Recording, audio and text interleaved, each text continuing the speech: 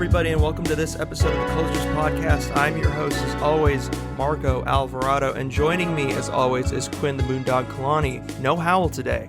No Howl today because we have a third guest, or no, actually, a third host, I should say. She is going to be acting as a host for this episode, very special episode on NXIVM. It is the Queen of Chaz herself, Gabby the Gator Elwell, Gabby the Gopher Elwell, Gabby the Goose is on the loose Elwell. How are you? I hate this so much. You gotta delete the jazz part. I'm sorry, but how you gotta take that out. That's not even bad. That's you gotta take it out. It was a short-lived monarchy. That's not even bad. How is that bad? Gotta take. It's controversial. How is that controversial? It happened, and you're from Seattle. You live there, so I mean. You live there, so you made it happen. So you're the queen of it. No. That's not the insinuation. That's not what I'm referring to. You just live relatively close to it. It's a topical event. There's nothing wrong with it. Hey, I was a supporter of it. Okay, so I don't think it's controversial. That's an honor, actually, to be deemed a queen. Wow, that's pretty cool. I would think. Save. Wouldn't you like to be called a king, Quinn? Depends on what I'm the king of. King of let me see. You're in Hawaii, so I don't know, the king of the University of Hawaii. That's an institution, not short-lived, not as short-lived as Chaz, but it is. There's grounds to validate that. Sure, I'd take that. Yeah, I don't see it as a big deal.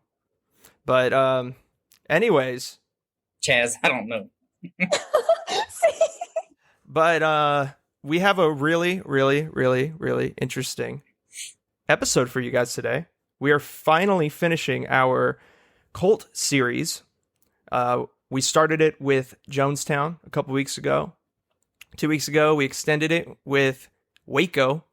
And now we are finishing this series with a conversation on NXIVM. Now, there's been a documentary series ensuing on HBO, right, Gabby? Have you been tuning into that?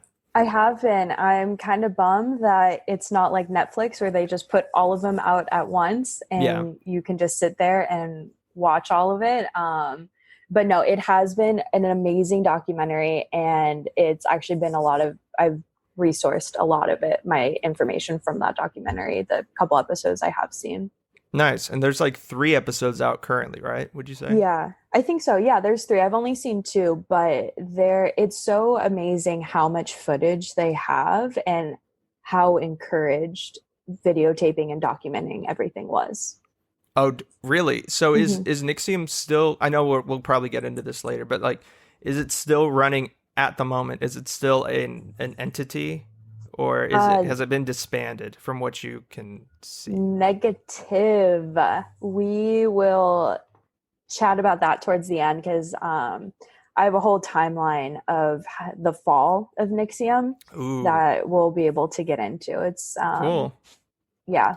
Well, Gabby, without any further ado, welcome to the hosting life. Oh. And whenever you're ready, take it away. Let's go on this journey. Can I get some air horns? Yes. Go, Gabby. That's all I needed today. I can jump off now. Thank you for this opportunity. Of course. You're very welcome. No, actually, though, I just wanted to say thank you to Marco and Quinn for giving me this opportunity and working with you two. It's been a lot of fun. Hopefully, if there's more information on NXIVM, Jonestown, Waco, any fun things we find later on, we can do a second round of this. Oh, yeah. But there are more than 3 cults that have ever existed. There are more than 3. Hopefully, it will slow down soon. But we'll see. Time will tell. Exactly. So did you two know about NXIVM before we started this podcast? Quinn, did you? I knew that the old girl from Smallville was involved in it, but that was about it. Yeah, that's about me too. I remember seeing a 60 Minutes story on it, or either 60 Minutes or 2020 or one of those shows. Yeah. And And I was just like, well, that's weird. And then I just kept moving on with my life. Like, that was like 4 years ago. So, or 2 years ago. 2 years ago. Yeah, 2 years ago. So I never really paid much attention to it until you brought it up. And I was like, what are these Roman numerals? So. What's NXIVM? Yeah, Roman what's numerals? NXIVM? Like, what? Yeah, it sounds like the few people that I've also talked to about this as well is that they don't know what's going on, even though it's in the news. And I've definitely been following this story since 2018 after the podcast Uncover Escaping NXIVM came out. So highly recommend that podcast. It goes into a lot more detail than what we can today. And like we said, the HBO documentary too. Those are great resources if you want to learn more. But before we go into nitty gritty, I do want to start off with just some words of compassion. Learning about these cults and cult leaders and any alternative lifestyles can be incredibly interesting, which is why you're probably listening today, just to learn about something new, open your eyes to more of what's going on in the world around us. Yet, as we go through the rise and fall of NXIVM, and we will probably joke around and emphasize certain parts of the story, we also have to keep in mind that people suffered. Yeah. Similarly to Jonestown and Waco, people's lives have been taken up from under them, which unfortunately we see quite often. And I also have to say, I am absolutely no expert on any of this. But you've been following it for a long time. You've been a close surveyor of it, I would for a say. couple years now, yeah. But the story of NXIVM goes way beyond anything I can explain today. And even during research, I was having a hard time finding an aspect to dial in on because NXIVM has so many moving parts. And this is just something to keep in mind while listening, because we only have about an hour or so, while this doesn't compare to the 21 years of development that NXIVM has gone through.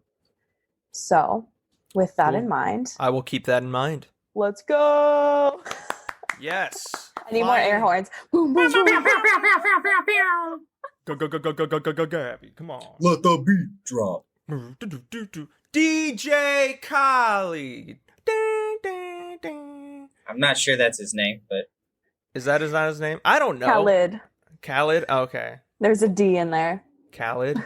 Yeah, see, that's a dumb name anyways, so whatever. Is he involved in NXIVM? He is not involved in NXIVM. That we know of. But NXIVM does have a ton of star power, which is why Quinn, you mentioned you knew Allison Mack from Smallville, so she is another part of this. Like I mentioned earlier, the intertwinings of NXIVM go beyond the constraints we have here. This is an MLM turned self-help group turned sex cult, and it's full of star power, unfortunately some abuse, blackmail, and even consists of a branding ritual for women. And let's just pretty hardcore. Go into, very sad. But we'll go into some key players in the story that you'll probably hear their names repeat a few times. Okay. So we have our leader and or CEO, however you would like to view him, Keith Raniere. He is, as of today, he's 60. His birthday was a couple weeks ago. Oh, happy birthday, Keith. Boo. Boo, we hate your birthday. We hate your birthday. He actually... every year in NXIVM, they had a week dedicated to his birthday. And it would just be a whole week worth of events for his birthday, and everyone loved it. So just a week of partying. Did they really love it, or were they like brainwashed into loving it? Based off of the interviews and stories, they actually really enjoyed it. Like, it was a lot of fun for them. Wow. Well, Did everyone get a week-long birthday, or just this guy? Just Mr. Raniere himself.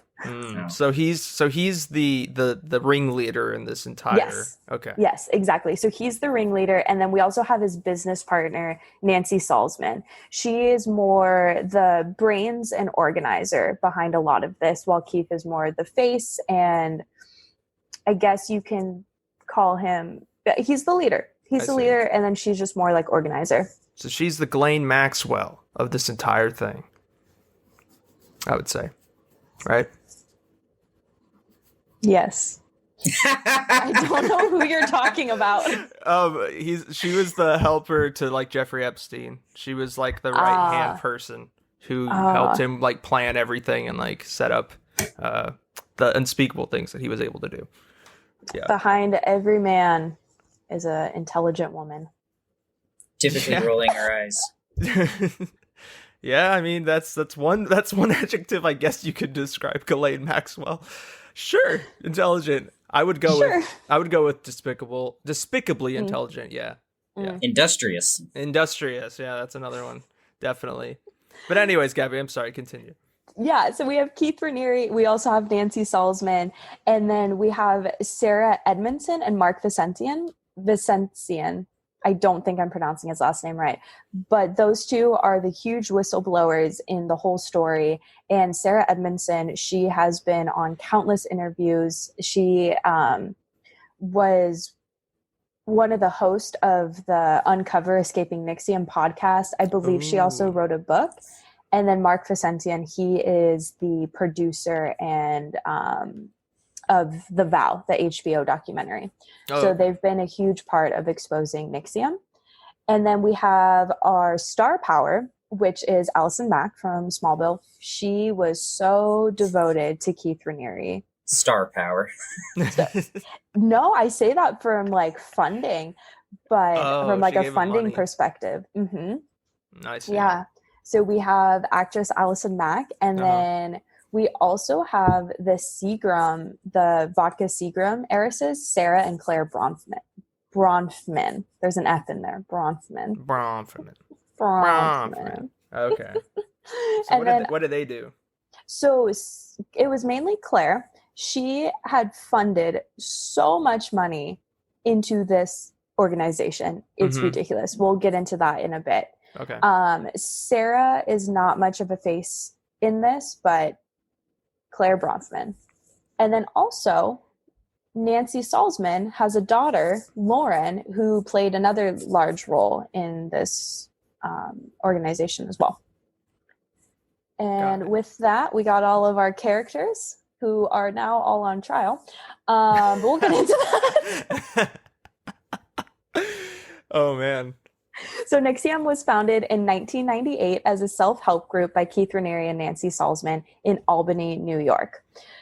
So we got to talk about Albany here because for some reason, Albany is just home to multi-level marketing companies. In 1964, the first multi-level marketing company was founded in Albany, New York, which was Holiday Magic. Do you guys know about Holiday Magic? No.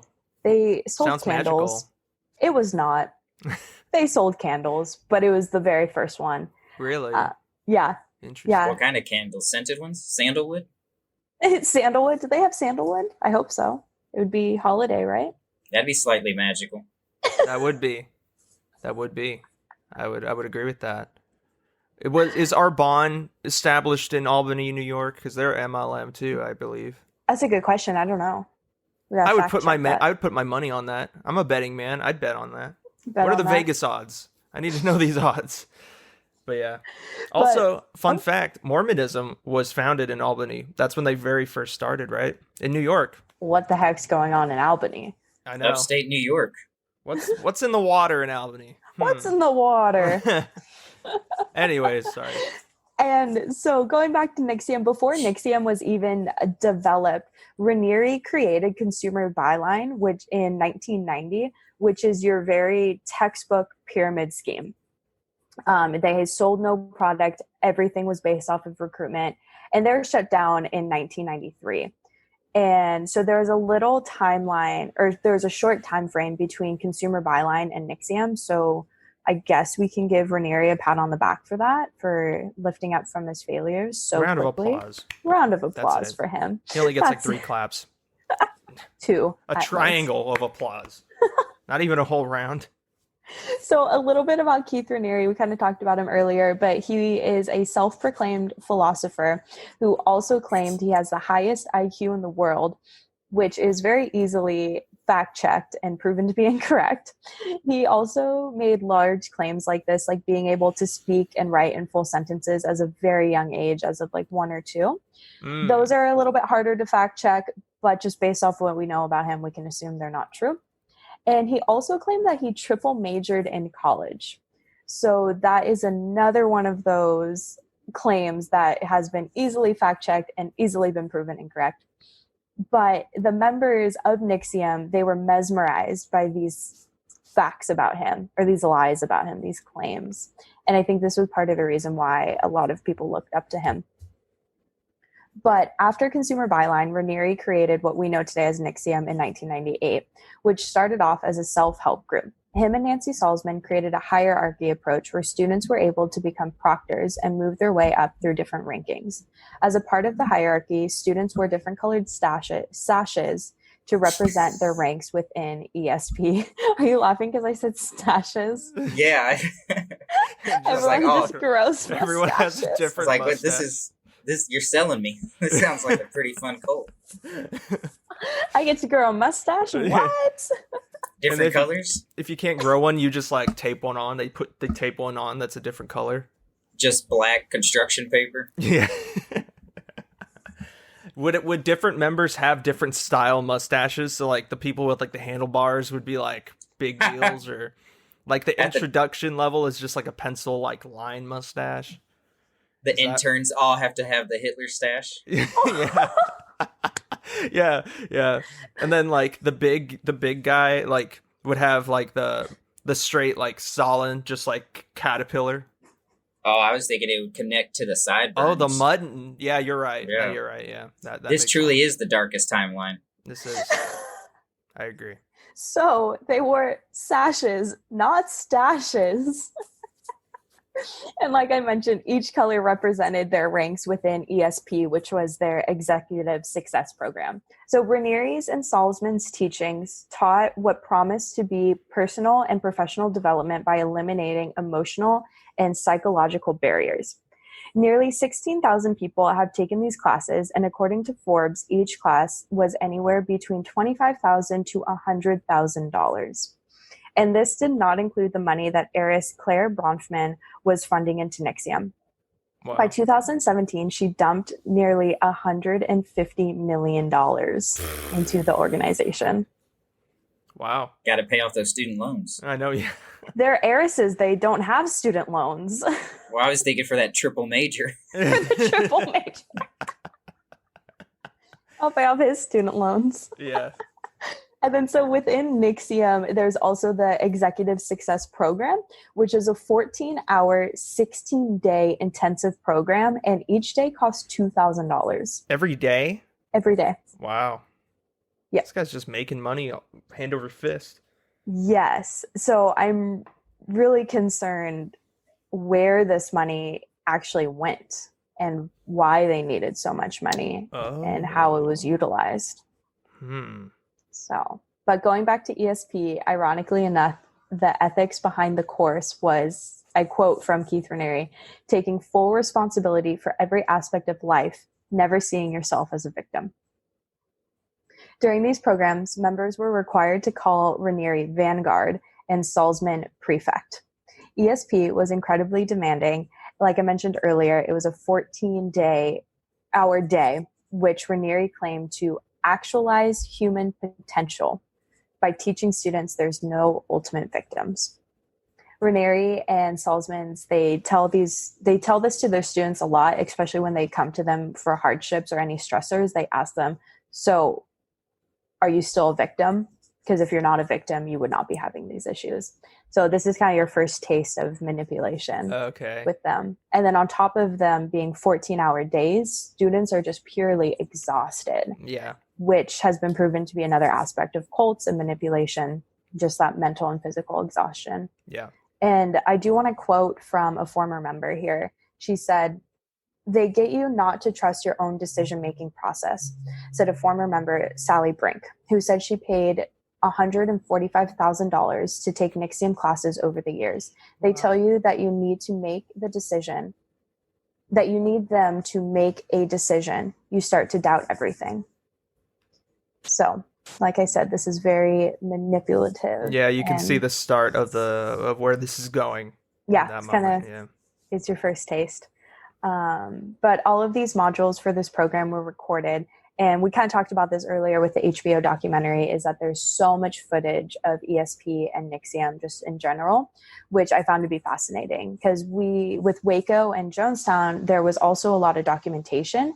Yet for NXIVM, documenting was encouraged because Raniere wanted to share his philosophy and show the world he was trying to do something good. Yeah. Which, ironically enough, it backfired, because he obviously did not do anything good for this world. Yeah. So like I mentioned earlier, NXIVM has a ton of moving parts, which included different groups within the program. So this is where DOS comes into play. And naturally, DOS has received the most attention in the media, and it's one of the largest parts of why NXIVM fell and Raniere was going to trial.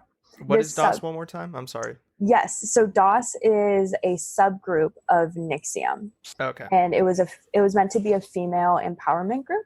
And it actually, it's Latin for lord over the obedient female companion. Wow. Yeah. That's a pretty long definition for like such a, like DOS. DOS. It equals like all this stuff. It's like, wow, okay. DOS equals female slave, unfortunately. Yeah, that's pretty rough. Yeah.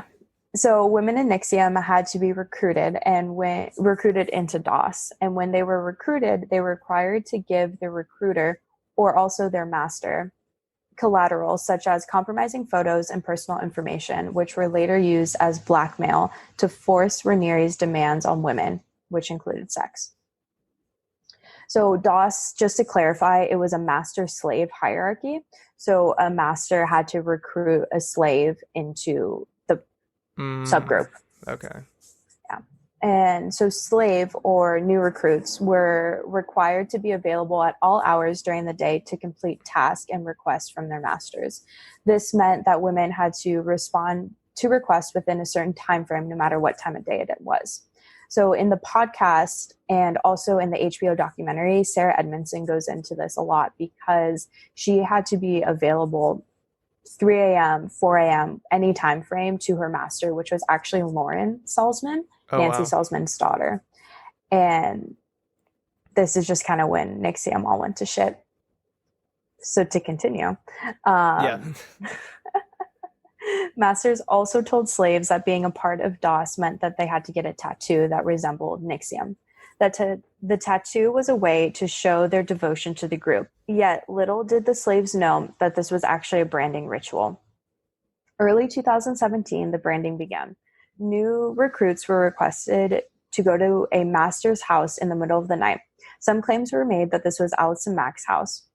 The women were told to strip down and lay on a massage table, while other women held them down as Dr. Danielle Roberts used a cauterizing device to create a symbol on their lower hip. After 30 minutes of women having their flesh burned, this symbol actually represented Keith Raniere and Allison Mack's initials. Wow. So I have a question. So yes. So were like you said, how DOS had like a master slave dynamic within that subgroup, right? Mm-hmm. So were the masters only women? Like, was it women enslaving women, or was it like men as the masters and women as the slaves? No. So that was somewhat of the point of the whole group, is that, quote unquote, it was a female empowerment group, but I don't think any of this is empowerment, obviously. Oh yeah, of course. So yeah, it was only women. And we aren't sure how much Keith Raniere was actually involved in this group. Mm-hmm. Because there were claims that he knew about the group, but then there's also claims that he didn't know anything about this group. So this is kind of where Allison Mack and Lauren Salzman comes to play, because they were, based off of my research, they were kind of the middleman for Raniere and this group. Okay. So they were the ones that would use this collateral and force women onto Raniere, or force Raniere onto women. Got you. Okay. And then because it's like women having to like bring into the group their own slaves, there's already that, like, I guess for lack of a better term, like camaraderie with like the person that you're bringing in, like they might be a friend, right? Or like somebody that is really interested in the group. So at that point, it's easier to manipulate them because Yeah, you have a relationship established with them. exactly. Right? Okay. Exactly. So yeah, I think you're spot on with that, in that when they're already invested in NXIVM. So what is one more investment to them? Yeah. Kind of, it's crazy. That is crazy. Speaking of which, still branding, Dr. Roberts still has her medical license Really? today. Yeah, there's been a complaint to the New York Health Department, and she still has her license because it was not considered medical misconduct. I know a couple of people that have gotten branded for shits and gigs. But by a doctor? No. I can't say it was a doctor. Definitely not a professional. Was it for a cult? I honestly couldn't tell you. Is it? But it didn't look good. Is it? Are there doctors that are like specifically for branding? No. Like, I would imagine it'd be like some sort of body modification artist. Like yeah. I don't know, like, you know, those people who get hooks in their back and they just kind of dangle. What? Miss Angel, right? Maybe. I don't know who that is. Oh, you don't know who Chris Angel is? No. The magician, the guy who had Mind Freak on like A&E back in the day. Yes. He did that with the rings on his back, and he like hung over like a helicopter. Like they lifted him up with it. Yeah. You lost me at magic, but I've definitely seen people with meat hooks in their back dangle from rafters and stuff. That sounds terrifying. I'm curious about those stories. We're gonna have to talk about that at some point, because just that image of just you looking up and seeing people hanging from the rafters from their back. Pretty interesting graphic. They're like plates of cheese and crackers being passed around. I know, you're These just people like, people were hanging down. It was like an exhibitionist sort of thing. Was it like very Circus voyeuristic. Soleil or some shit? Like what? What? Yeah, if Hot Topic was running it. Damn. Maybe Hot Topic from like 1996, sure. Hot Topic hasn't gotten out of 1996. That's a lie. You haven't been in there. You were just in there a couple. I go to Hot ago. Topic all the time. It's not the what? How can you say it's like 1996? They got the same lewd posters they've had for the last 25 years. I think you got to open your eyes, boy, when you go in there. Like they don't have anything. Like they don't. Now have, I might be thinking of Spencer's. Yeah, am I thinking of Spencer's? You're thinking of Spencer's. Same damn thing. Now they haven't changed since 1996. Anyway, Hot Topic, it's all just weeaboo shit in Hot Topic now. Let's get back to NXIVM. Yeah, so branding. And back to NXIVM. On a sadder note. Oh. So, side story. We talked about Nancy Solzman and her daughter Lauren. Mm-hmm. So Lauren was actually one of Keith Raniere's girlfriends.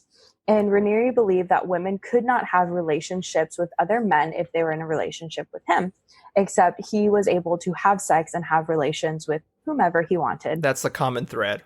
Yes. Between the three people we've kind of studied this entire time.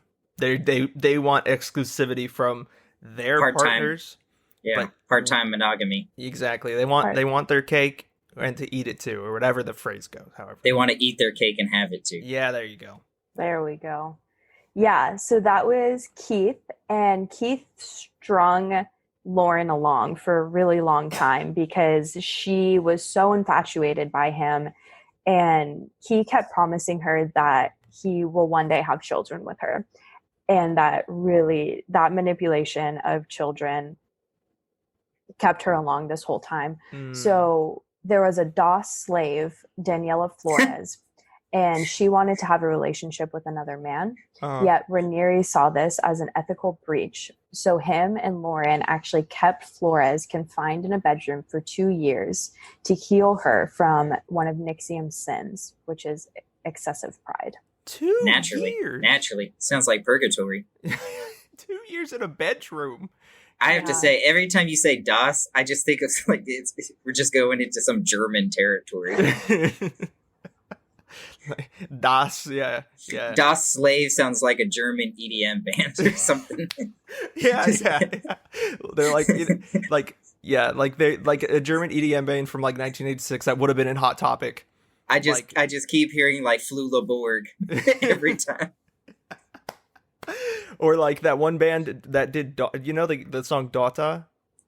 Oh, yes, I do. It's like, I picture that. Das Slave. Yeah. Sandstorm by Darude. Can you, every time you say Das Slave, can you say it with a German accent, Gabby?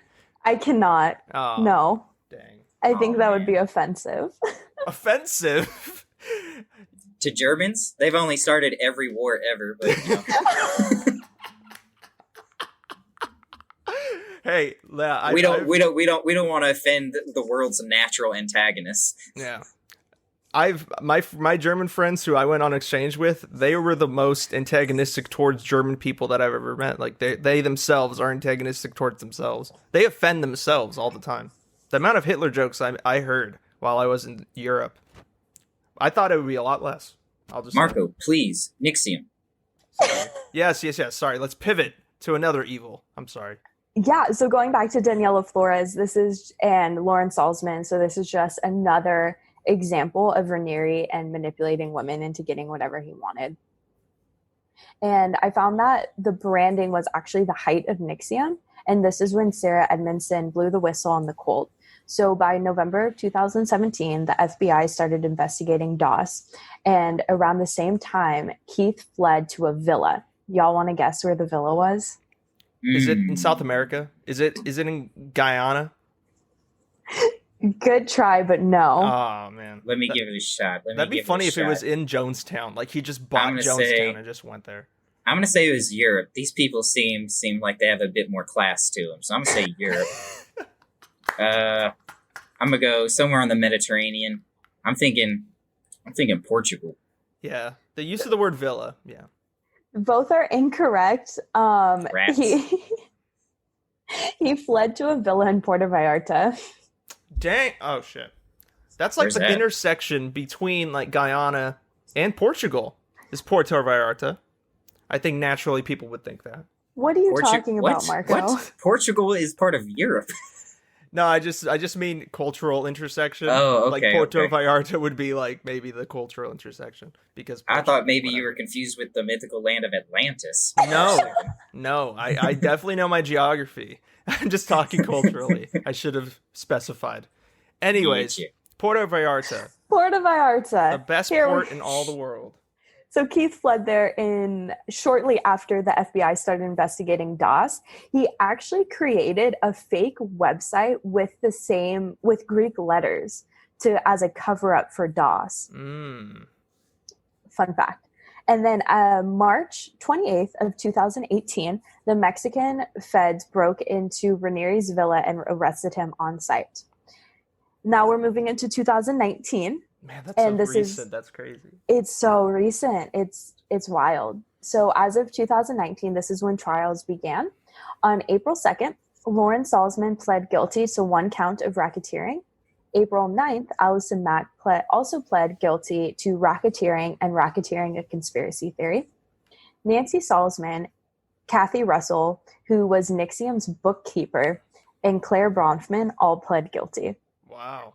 I really want to talk to Kathy Russell. I want to know where this money is going and how she wound up as a bookkeeper for a cult. That is a very interesting position to be in. I think that position is a very undervalued position within a cult. There's a lot of ins and outs. There's a lot of money going everywhere. Bookies are always undervalued. Very undervalued. They're like the running backs of cults. They're like very undervalued position. They're more like a tackle. I would say a guard. Yeah. No, your accountant, your bookkeeper, that's an incredible position to be in because you are the one liable for everything. I just think, in the terms of like from the outside, like people always look at like Keith Raniere, like Jim Jones, Jim Jones, and like, right. And they always look at that guy, but they never think about the people behind the scenes that like prop that person up. So like the accountant having to deal with like the money coming in, especially from NXIVM, the amount of money that they were receiving. Claire Bronfman's $150 million. You're right. Bookies kind of like have all the power. Every Batman story ever, he always brings down the game by getting the bookie. It's true. And Batman's never wrong. Batman is never wrong. It's true. Follow the money, guys. Follow the money. Follow the money. So are they all in custody today, all these people? Yeah, so actually, so for Raniere specifically, as of May 2019, he was 59 at the time, and he faced a 6-week trial. And as of June 19th, 2019, the jury found Keith guilty of all 7 counts, including racketeering, sex trafficking, and conspiracy to commit forced labor. And then due to COVID-19, ironically enough, all of the sentences are unknown, but all accomplices face anywhere between 2 to 48-year sentences. Wow. So they're fucked. Yes. Wow. Well, good for them. They deserve to be. Not in a good way. So yeah, all of the accomplices face anywhere between 2 to 48-year sentences, and I believe that Keith is facing a lifelong sentence. Yeah, naturally, I would assume that would be the appropriate the terms at which his sentencing should be at. Yeah, that makes a lot of sense.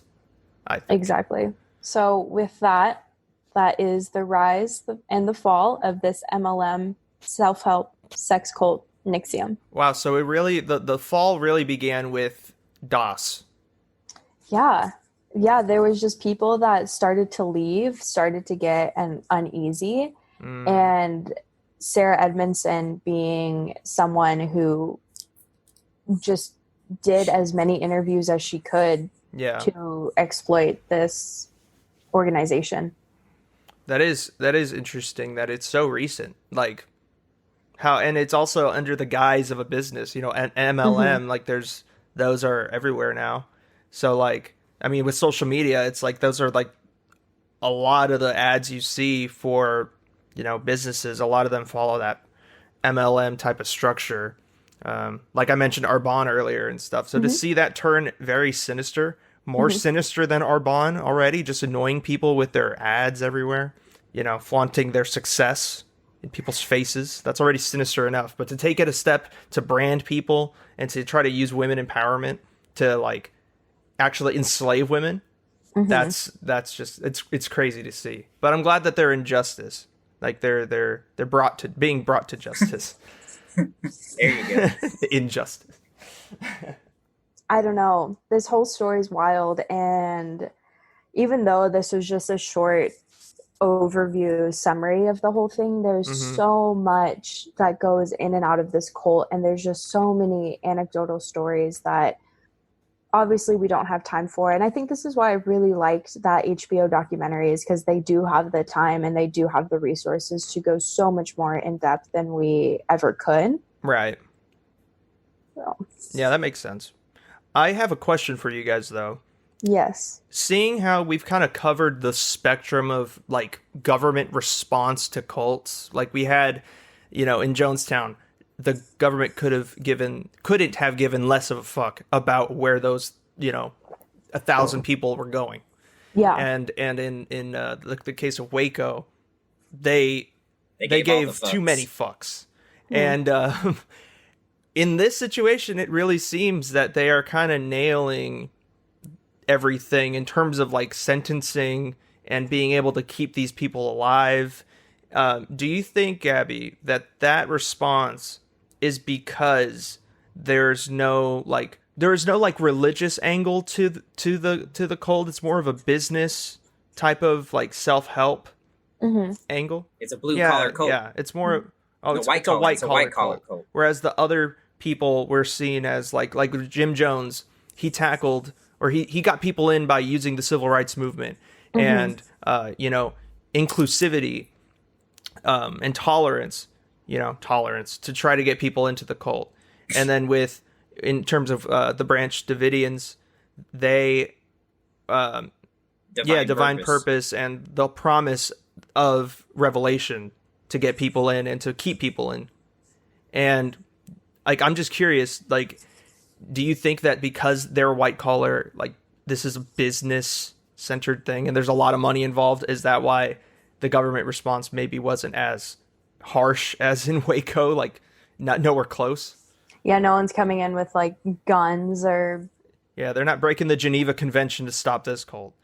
Like, yeah, no, that's such an interesting take and observation on that, Marco, because I was thinking about that as well, because I think this is why the Bronfman sisters were, they weren't that, they're involved, obviously, financially, but in research, there's not a whole lot of statements about them, and there's not a whole lot of information about how they got into the cult or about them. So, and there's this quote from the dad, their dad, and it's like, or I was reading a Forbes article and they talked about how somebody was talking to their dad and was like, they're gonna run you dry, figure this out, get them out of this cult. Yeah. And I think since there was a lot of finances involved, but also as a self-help group, it didn't seem malicious. So there was no reason for the government to step in until this is when the branding started, which is when it became malicious. And when I'm sure it's this entire time it's been malicious, but when somebody physically gets hurt, that is when the government, the FBI started doing investigations. So yeah, I think when you bring up a great point, how it's more of a white collar cult than a blue collared cult, as in like Joestown. Yeah. I have a question. Do you guys subscribe to self-help in general? Because I'll be honest, I think it feels like a crock of shit. What is self-help? Just from like top helping to bottom. Yourself? Yeah, of course I want to help myself. No. Well, it's never self-help because it's always someone else's input on how you could better yourself. So self-help itself, the term is a dichotomy. Well, it depends, I would say. Because even self-help books, well, it's not self-help. You're reading someone else's ideology to better yourself. Think that there's different types of people where those things are positive for them and they're positive influences. And then there's other types, there's certain people who look for something to just latch on to. Like in every cult that we've studied during this series, like the people that are being preyed upon are people that are hurting, people that are, wanting to better themselves. They want to feel like a part of something. Whether that, they're missing something. Lives. So the cult is the solution, even though they don't think that they're in a cult, but that group is the solution to that like void they probably feel. A lot of people in ex-cults have come on record saying that that's what they were searching for, and they felt like part of something. And even when we watched that documentary on the Buddha field, holy hell, like a lot of those people were saying how, even though they despise that like central person, like Reishi, I think he goes by now, that name. But even though they despise him, like the group itself, like they still have love for each other, and they're thankful for that experience to spend that much time together. So like, yeah, and you hear that with NXIVM as well. Just with the group itself, like there were very happy times within it, and as we saw in the other documentary as well.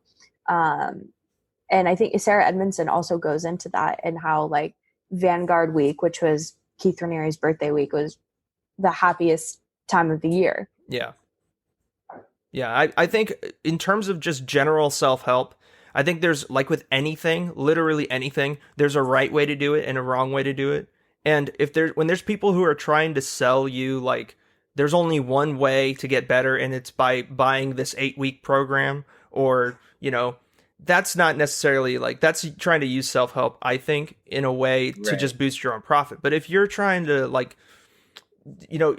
capitalist self-help. Yeah, I mean, if you're trying to like help people broadly, just be like, what helps is X for me. And if it maybe, so just like suggestions and stuff, I mean, that's considered self-help.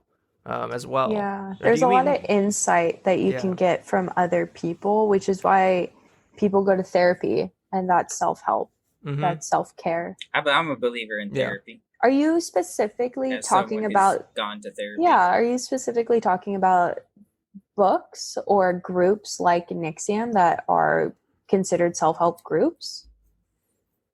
I would caution anyone who seeks self-help through anything that has a profit margin attached Okay, to so you mean the self-help industry? Yeah. Now, I mean, therapy does fall in that. I mean, that does come with a price tag. But any sort of product that promotes itself, if there's a promotional aspect to it, then I immediately have a inherent distrust of it. I think I would agree. You don't see You don't see therapists going around, promoting themselves on fucking, the Warner Brother network, the CW, Hallmark Channel.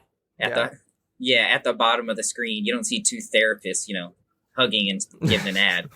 But it's true. No, they do that with drugs instead. Yeah, they do. They definitely do. I mean, I see what you're saying. I think the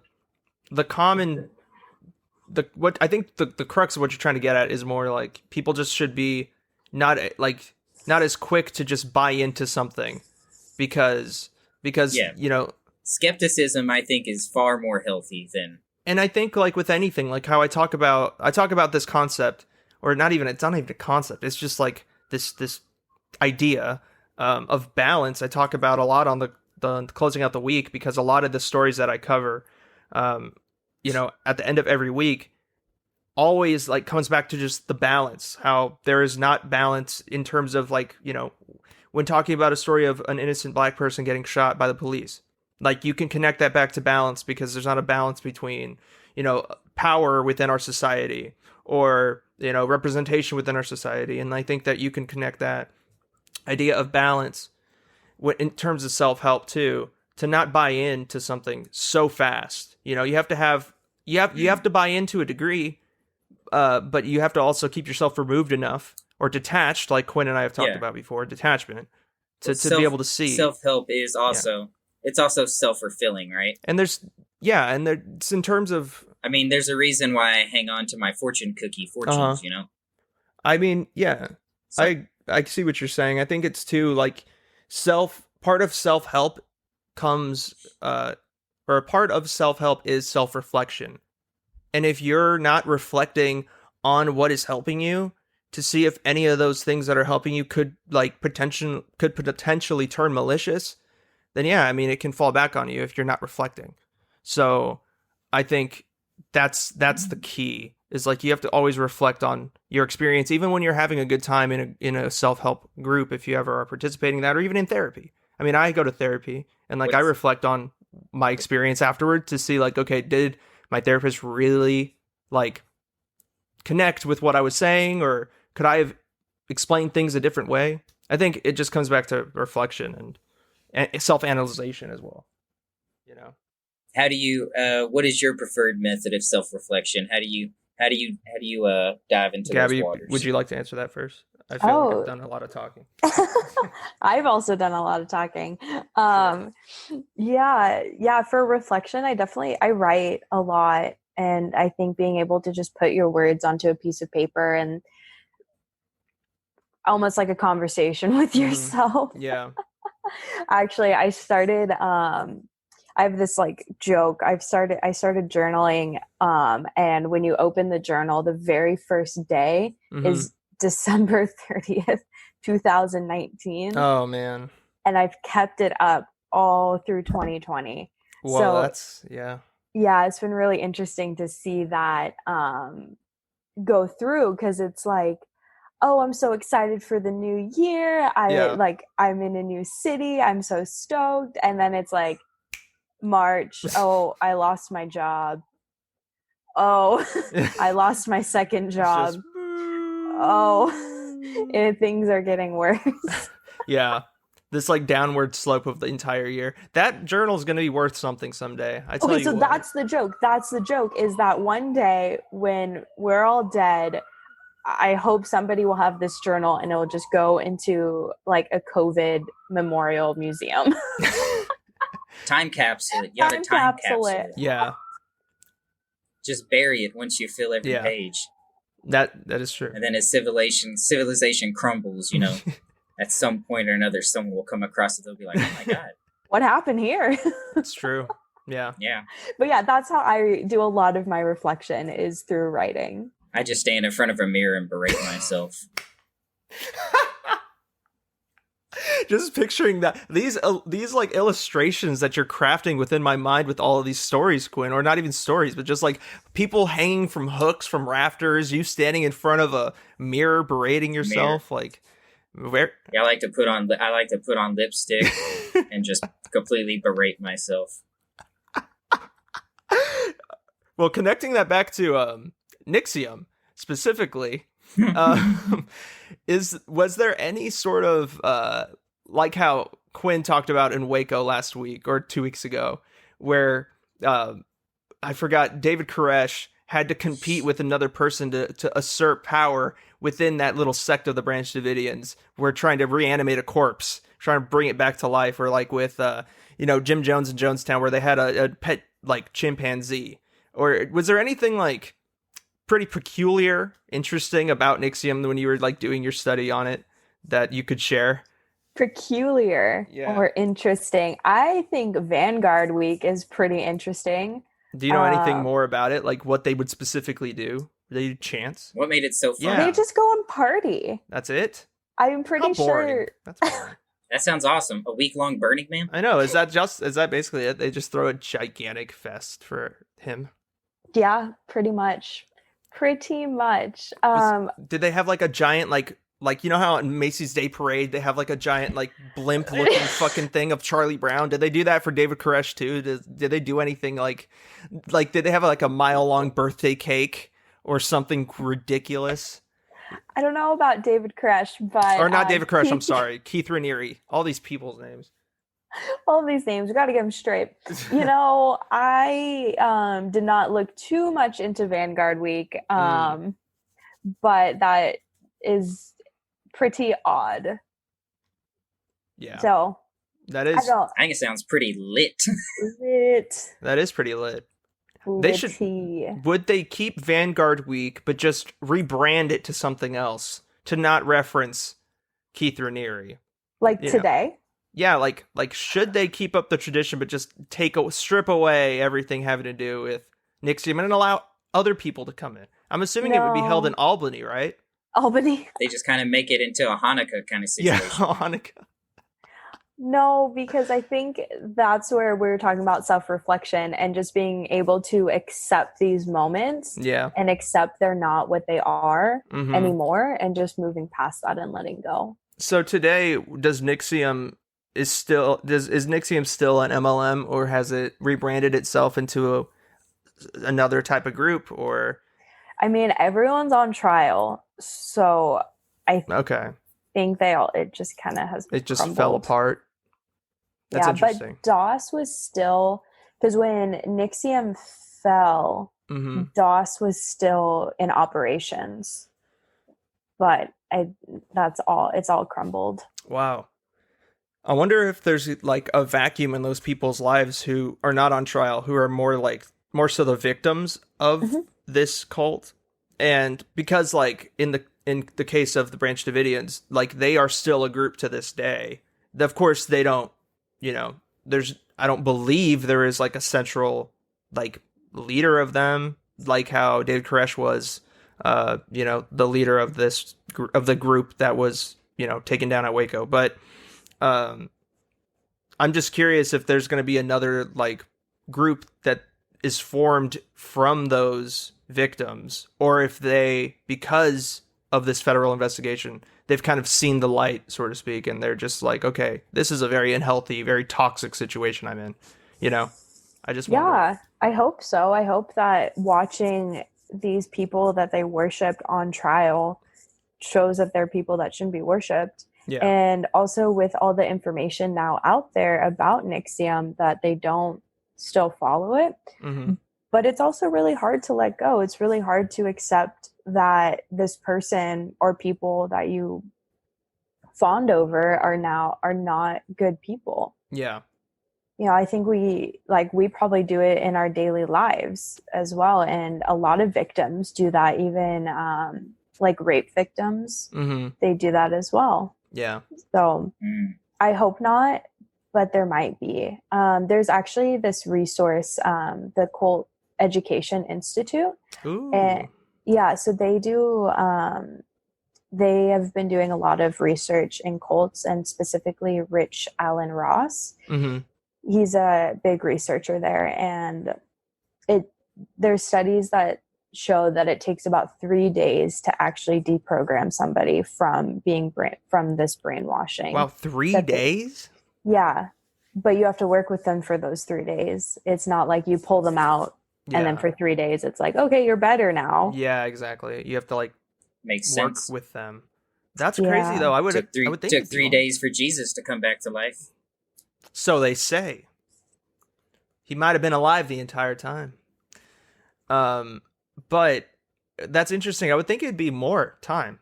Like after years of brainwashing and trying to put you into this state for 3 days of intensive like care.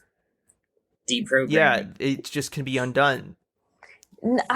Yes and no, because I'm sure there's a ton of just leftover guilt and feelings that, of course, you'll still have to work on probably with a therapist. True. It's an industry. We gotta get you gotta get BetterHelp to sponsor this podcast. I hear BetterHelp. They're like a therapist podcast or sponsor something app, and I hear them on podcasts all the time. So really? Reach out to them. To this day, you hear that? Yeah, it's just like I'd much rather have them as a sponsor than MeUndies. Really? I would like MeUndies. I wouldn't mind it. I mean, it's not my first pick, but I mean, I'd take it. Still working on that PBR sponsorship, man. Still working on that. That's like my dream. What the fuck is PBR? PBR? What do you mean the beer? Oh. They sponsor a lot of stuff. But that's interesting. I was questioning BetterHelp because they were in like the news a couple years ago for being like a scam or something, but because that's why I was like, are they still sponsoring stuff? Like I haven't heard anything. But maybe they've restructured or like, I don't know. I haven't heard anything since that point. So it could very well be a thing where like they just, changed their ways since that time. Definitely not going to get a sponsorship from them. Yeah, it's over now, but oh well, whatever. It's fine. Yeah. But I mean, I will say that if anybody is struggling with things during this pretty crazy time in our country, or really just the world with COVID and with the election coming up, but there's a lot of stress, a lot of anxiety, a lot of angst in the air. And I think, seeking help isn't a bad thing at all, especially now. I encourage you to do that. And I think it's interesting because like there is an alternate reality in which these three cults could have turned out to be like positive things for these people. Where if Jim Jones just wouldn't have been a self-centered asshole with a pet chimpanzee and a big blockhead, and David Koresh wouldn't have sold illegal guns, and if I forgot the NXIVM guy, Keith Raniere just wouldn't have enslaved or helped enslave like women and branded them, and like wouldn't have started this cult of personality for himself. Like that old chestnut. Like the end goal for these groups, if they would have stayed true to that instead of becoming all about one person, would have helped people. And so I think that's the moral of, at least that's what I'm taking away from this series on cults that we've done for the past, I think it's been 6 weeks at this point, because we put one out every 2 weeks. Yeah. That's the moral you take away from That's what I would, after hearing NXIVM. What would you take away from it, Quinn? Don't trust bitches named Nancy. I've never trusted a woman named Nancy in my life. I've never known a woman named Nancy to be a truthful, honest, and outstanding woman. Are you kidding me? What a really, really, really close family friend is named Nancy, and I look up to her. So Well, you're fortunate to have met a Nancy that bucks tradition. I know an amazing Nancy. Wow. Myself, I've known nothing but deplorable Nancys, except for Nancy Drew. Nancy Drew is the homie. I love Nancy Drew. Those books, man, great. What so like Nancy was somebody who was involved in NXIVM, I believe, right? Yeah, Nancy Salzman. Nancy Salzman. Okay, all right. Yeah, she was the purveyor of yeah, she was. Yeah, fuck that Nancy. Oh, also, Keith Raniere like had sex with her and also her daughter. So. Oh, naturally. Yeah, I mean, I would have guessed. Kind of put the tune. Are you really a cult leader if you're not having sex with everyone? With everyone. Right. Yeah. I don't think you could call yourself the leader of a cult if you're not just running through. It's true. Everybody. I was arguing within myself during the Waco podcast, if you don't remember, to say like, because I was like, I don't know if you could really call David Koresh a cult leader, and then at the very end you were like, yeah, no, he like did all this stuff pertaining to sex and like kept people from like he like, what was it? He is the one who like had sex for everybody because it was like a burden. Yeah, he took on the burden of sex. Of sexual temptation. And at that point I was like, yeah, no, he is a cult leader for sure, 100%. Yeah, it's like a prerequisite. Having sex with everyone is the GE to becoming a cult leader. It's true.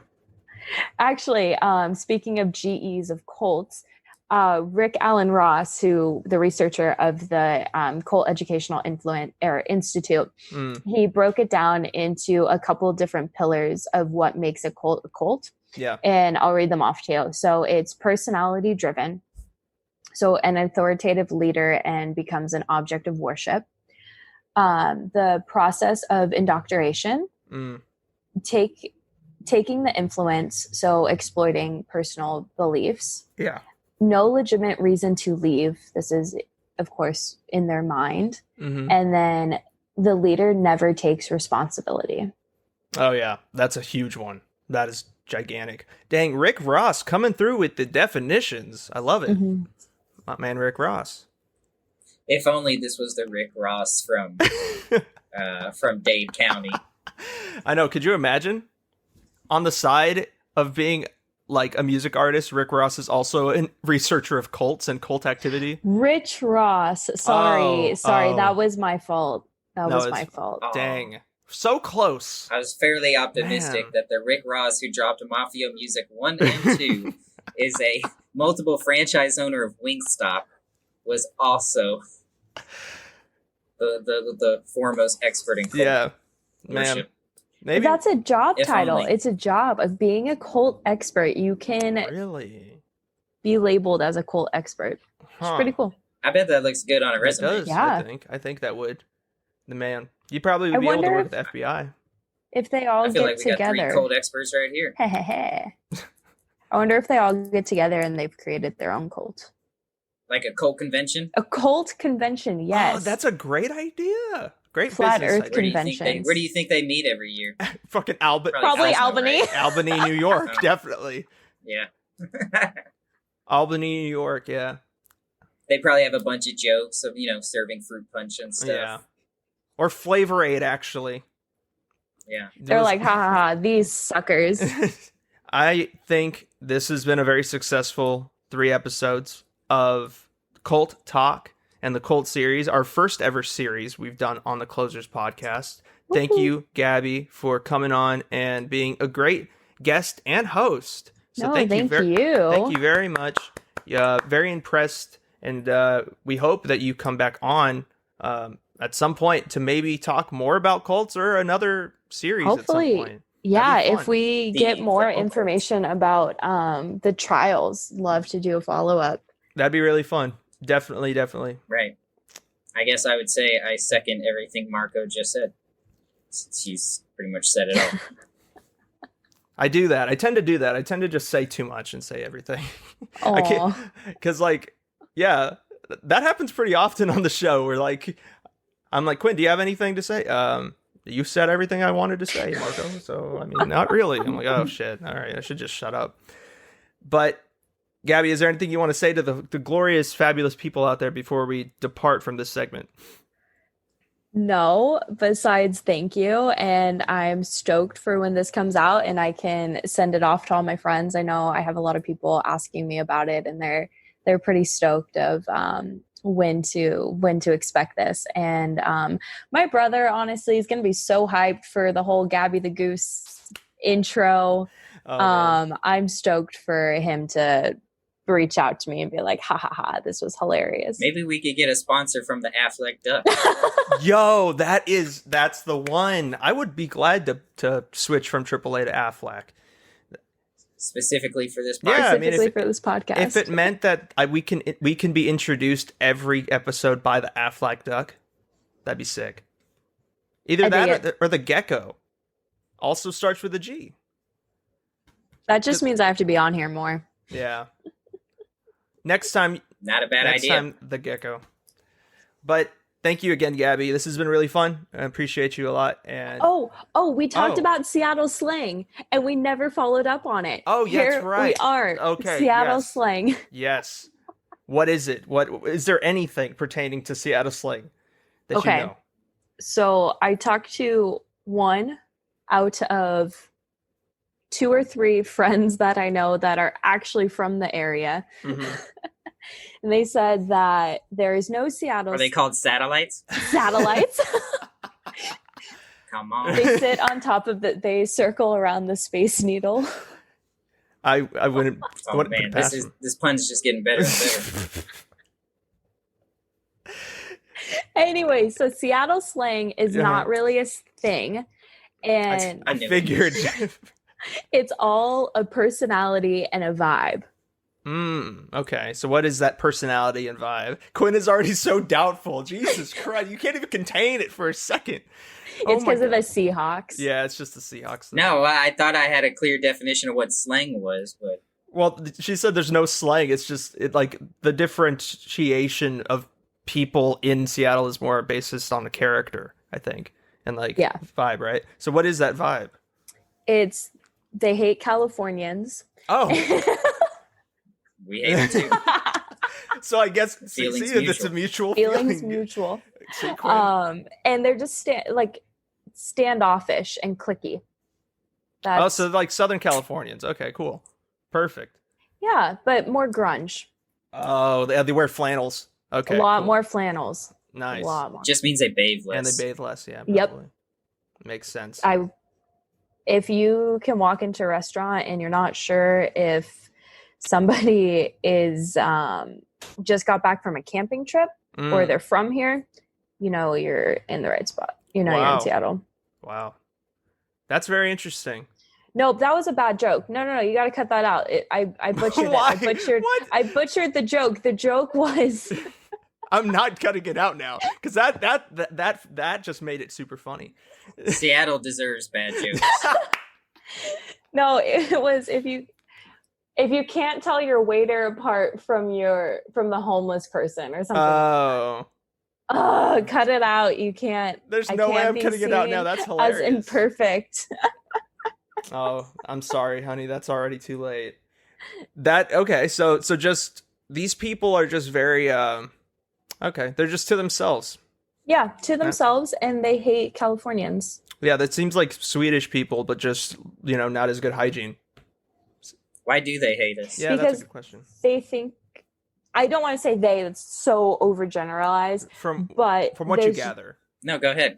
Yeah, there's just this idea that Californians hate California so much for governmental reasons. They move elsewhere and then try to change it to be more like California. Oh, that makes a lot of sense. That's what's happening in Tennessee right now.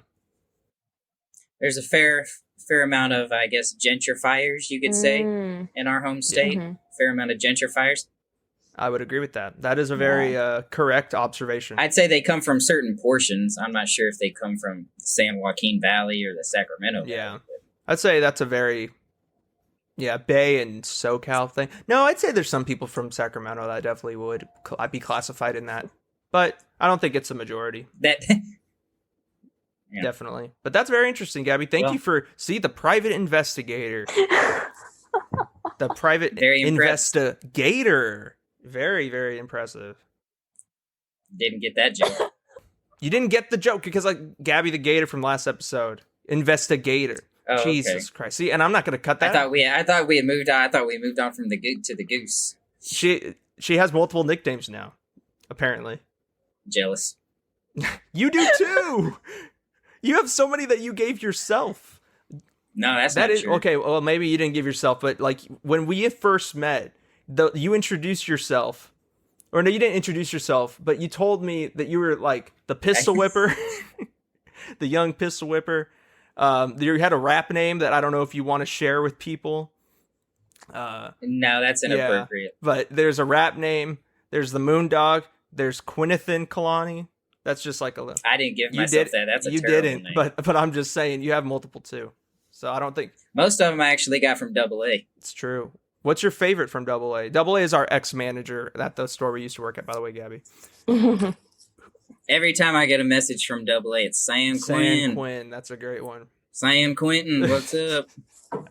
Lock them down. That is a great one. That is a great one. Get pretty terrible puns. Yeah, that is a pretty bad one. Bad in a good in a bad way. But anyways, next we're going to do Weekly Recs, and then we'll get out of your hair. Thank you for tuning in to this talk on NXIVM, and be sure to watch the documentary series on HBO. It is fantastic. That's who you should be sponsored by is HBO. Yes. Kept talking about them the whole time. If only. That'd be fun. I would love that. Kev, we plug HBO a lot. We do plug HBO a lot.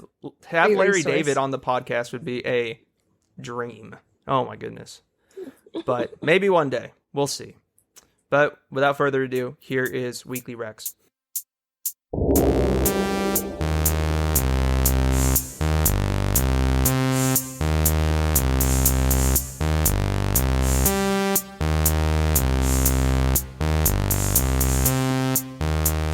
All right, so that was our conversation on NXIVM with Gabby Elwell. It was a great series. I don't know how you felt about doing a series, Quinn, but I really enjoyed doing those 3 episodes with you guys. Yeah, I really enjoyed it. Gabby brought a class and a sophistication that was missing amongst this duo of degenerates. Yeah, I don't think people look at us and think, "Oh, classy and sophisticated." I don't think those are the adjectives that come to mind when people see us. But they probably think we're from Seattle, but definitely not. Speaking of Seattle, we have some Seattle-themed recommendations that were given to us by Gabriela. She didn't want to say them herself just because she was busy, but we're going to plug some Seattle places for her. Quinn, would you like to go first? Sure. I guess the first place in Seattle I'd recommend is the Recoup Spa. Or maybe you just need to relax and you need a good Swedish deep tissue massage. I don't know if they offer those, but I assume they do. Go to the Recoup Spa in Seattle. Particularly if you're from Seattle, I imagine you're a filthy degenerate. You could probably use about 2 hours of a nice solid relaxation time. You time. That's what you need, Seattle. You need more you time. Because nothing is about you. Jesus Christ. Okay. Well, thank you for that, Quinn. I appreciate your description of my candor. Yeah, your candor on Seattle. We know that deep down there is a smidge of love you have for that city. And I was tasked in recommending the Mount Rainier Trail in Washington. I don't know how far it is from Seattle. I'm assuming that's not very far. But if you're in the area, you can go on that trail and get a pretty cool view of Mount Rainier. I imagine, what else might you see on this trail, Marco? Tears, maybe? Trees? Trees, probably. Tears from the sky. For sure, it's probably raining, right? Yeah, it's probably raining. But, there's some clear days in Washington. It's not all just bleak, weather. But, I mean, I can imagine that Mount Rainier Trail is a very beautiful trail that a lot of people have had many great experiences and great memories walking down and, perusing. So, I mean, I I'm not gonna knock the fine people of Seattle, because I have nothing against Seattle. I know Quinn, it's a very sports driven disdain he has. But I imagine that Mount Rainier, which is outside Seattle, is a beautiful, majestic place, and the people encompassing the area are probably some of the finest people this country has to offer. Wow, very nice of you to say. Oh well, of course, I'm a big naturalist. Well, okay. Well, I'm done with my recommendation that was recommended by Gabby for us to plug. So, Quinn, what is your recommendation for the week? Your personal recommendation? My personal recommendation, I've been watching a new show on Netflix called Lucifer. And when I first got into this show, I was like, wow, this is real hokey. And then I realized that it does that on purpose. And it buys into it. It doesn't take itself too seriously. The main star, Tom Ellis, as the aforementioned Lucifer, is absolutely magnetic and brilliant in his portrayal as Satan. Adds a real sympathy and humanity to him. And if you get beyond the 80s sort of cult classicness of it, it does ask some pretty profound questions involving religion, free will, the free will paradox, for example. Is Satan really the purveyor of evil deeds, or is he simply enacting God's will? That's an interesting question. For me, as someone who grew up in Catholic school, I personally always found Satan to be the most sympathetic figure in the Bible. And I think the show really sort of emphasizes that and adds layers to theology, to the Judeo-Christian theology. I grew up Catholic. I guess currently you could say I'm a non-practicing Catholic. But I become a pretty practicing Catholic whenever I'm scared shitless. So cool. I would recommend Lucifer. It's a fun show. It's a really fun show. I'll definitely check it out. It's on Netflix, you said, right? Yep, it's on Netflix. I believe 5 seasons right now. I think there's a 6th season coming out towards the end of this year or beginning of next year, probably around February. Nice. Cool. Well, I'll definitely be sure to check that out. My personal recommendation for this episode is 3 songs from one of my favorite bands from the Bay Area, Elder Brother. They're 3 songs off their forthcoming album. I Won't Fade on You is the forthcoming album, and I Get So Tired of You, The Champion of the East Bay, and If You Love Me Like You Say are the 3 singles that are from that forthcoming album that that the band has released in the past week. And the album comes out on August 25th. The band Elder Brother is comprised of the guitarist and vocalist, one of the vocalists from the band The Story So Far, also a Bay Area band, Kevin Geyer, and the vocalist and guitarist Dan Rose. That duo has comprised Elder Brother ever since 2014, and they quickly rose in my my top 30 bands that I love. They've quickly rose to the very top of that list. You have 30 bands you love? Well, I'm just saying, like, if there's, if we have a top 30 list, like, I don't know, to kind of make it a sports reference, but with their albums Heavy Head in 2014 and Stay Inside in 2018, I've been looking forward to their 3rd album ever since Stay Inside from 2018 was put out. These 3 tracks are very interesting. They go into a different direction slightly pertaining to Elder Brother's sound. They're a little more groovy, in my opinion. The other 2 were very more indie rock focused. I feel like this is very... it's still indie, but it has some really like infectious bass lines that kind of drive these songs. So if you're interested in that type of music, something you can maybe dance a little bit to, nothing too crazy, but just you can move to it. These 3 songs from Elder Brother are definitely things that I recommend you to listen to if you like that type of music. For sure. And be sure to listen to their album that comes out on the 25th of August. It is called I Won't Fade on You by Elder Brother. And that's my recommendation. And then if I could ask you one last question. Just because it just popped up into my mind. Well, this will be coming out on Wednesday.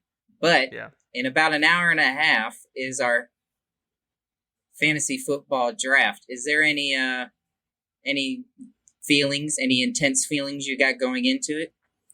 Any anticipatory feelings? I'm cool as a cucumber, man. Got it all laid out? I'm cool, and look, the people that reach in drafts and the people that kind of the people that go into it with a hardcore plan are the ones that fail in the draft. You got to be like Bruce Lee once said. You got to be like water. It fits into the teacup. It is the teacup. Exactly. I get what you're saying. Let me ask you this. Once you get into the draft, you got to become the draft. And whatever the draft gives you, you got to just take it. Let me ask you this. McCaffrey, does he go in the first 2 picks? Neither of us have the first 2 picks. Does McCaffrey go in the first 2 picks? Yes. Yes, he does. He's going 1. I know. I'm pretty sure he's going number 1. Well, it's gonna be McCaffrey, Saquon, and at that point, I have the 3rd pick, and I get my pick of the litter. It's gonna be interesting. I think you're gonna be really interested in my pick. I feel like the first 2 picks are the 2 picks that you really have some leverage in terms of like not just taking what falls to you, but you can really go in a lot of different directions, especially in our league, which is PPR. Right. So with the PPR draft, you have a lot more flexibility, a lot more possibilities to draft guys that can impact your team at different levels in different ways. Whereas in standard, the challenge is that you don't have those every time someone catches a pass, you don't get a point. Right. Which some people argue is how it should be. Other people would say it's a game. The whole point of a game is to get points, so why not maximize points? There's arguments to be had. But at the end of the day, we play PPR, and I think you'll be very interested to see where I go with my. That's the game. And who are you targeting at your pick? Because you have pick 6? I got pick 6, and I kind of feel like you were saying earlier, when you're in the middle of the road, you have your best available, you have guys that you earmark, but knowing at pick 6, some crazy things could happen in those first 5. So if McCaffrey falls all the way down to 6, I'll pass. I'm not as we talked about last week. Yeah. I am not a believer in the Panthers this year, nor am I a believer in McCaffrey this year. So, which pains me to say, but if Dalvin Cook falls to you at 6, do you take Dalvin Cook? I don't know. See, that's a tricky question. Dalvin Cook is a great stud running back. Dalvin Cook also gets injured quite often. Yeah. So that's an interesting proposition. Depending on where Dalvin Cook goes, if he falls to me, then it means probably Michael Thomas was picked. If Dalvin Cook was picked, it means Michael Thomas may fall to me. So just kind of depends. Would you take Michael Thomas 1 in the first round? Yeah, I think your first pick. I think he falls. I think he warrants some strong consideration based on. I think it's a no-brainer to take him if he falls for you. I think you have to snag him. If he doesn't, and you don't want to go running back, which I would totally understand.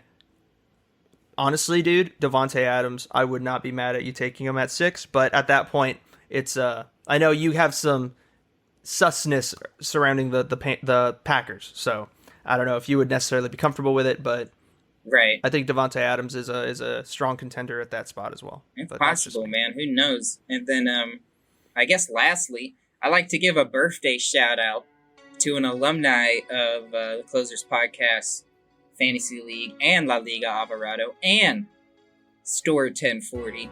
A birthday shout out to the GALT legend himself, Spencer Cyphers, who celebrated his birthday this past week. Happy birthday, Spencer. We love you. Hope everything's going well, brother. God bless. Yeah, happy birthday, man. I think it was also his daughter's birthday, too, Brinley. So, happy birthday. Double birthdays. Happy birthday to Spencer's daughter as well. To the whole Cypher family. Yeah, the clan of the Cypher. So, that's been our episode on NXIVM. Hope you enjoyed it. Please follow us on Instagram at The Closers Podcast, on Facebook at Closers Podcast, and please subscribe to our YouTube channel. We are The Closers Podcast. Not sure what we're going to be doing for next week quite yet, but I will let you know as soon as details are made available. So please follow us on those social media so you can keep up to date with what the next episode is going to be. So without any further ado, for Quinn Kalani, for Gabriela Elwell, and for The Closers Podcast, I will bid you an adieu. Take care.